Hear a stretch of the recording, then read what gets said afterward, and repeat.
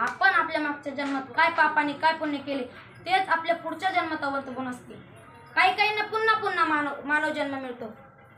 तर ज्यांनी देहाचे सार्थक केलेलं असते त्यांनाच पुन्हा मानव जन्म मिळतो. आणि ज्यांनी देहाचे सार्थक नसते केलेले त्यांना 184 योनीमधून जावं लागतं, तेव्हा त्यांना मानव शरीर कुठेतरी भेटतो. मग तुकाराम महाराज काय म्हणतात, आपल्याला जर का मनुष्य जन्म मिळण्यासाठी इतके सायस करावं लागतात, मग आपण देहाचे सार्थक करा, भगवंताचं नाम चिंतन घ्या, भगवंताला शरण जा. का हो तुकाराम महाराज, भगवंताला शरण गेल्याच्या नंतर काय होईल?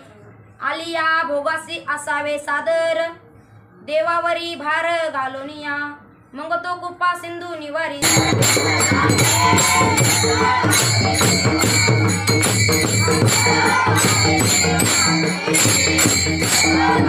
मग भगवंताला शरण गेल्याच्या नंतर काय होईल? आपल्यावर जर का एखाद्या पार्टीनं संकट आलं तर ते सर्व संकटाची निवारण करतो. भगवान परमात्मा दयासागर सर्व संकटाची निवारण करतो. म्हणून संत तुकाराम महाराज काय म्हणतात की तुम्ही भगवंताला शरण जा. हा नरदेह अनमोल किमतीचा आहे. या नरदेहाचे तुम्ही सार्थक करा. मग तुम्ही म्हणता देहाचे सार्थक करा, परंतु एवढ्या दिवसापासून म्हणजे इथून माग पृथ्वी तलावर आल्याच्या नंतर कोणाचे देहाचे सार्थक झाले हो? नाम संकीर्तन साधन पै सोपे, जळतील पापे जन्मांतरीचे.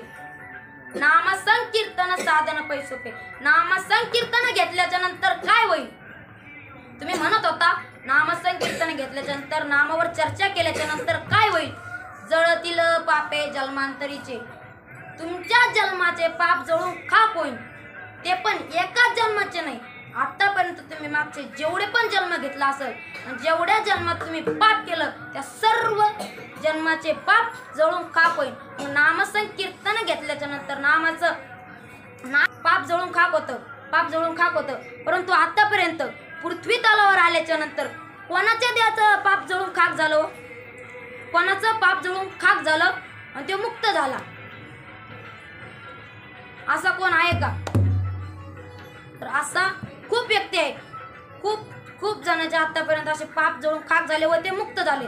त्यातलाच मी तुम्हाला एक दृष्टांत सांगणार आहे.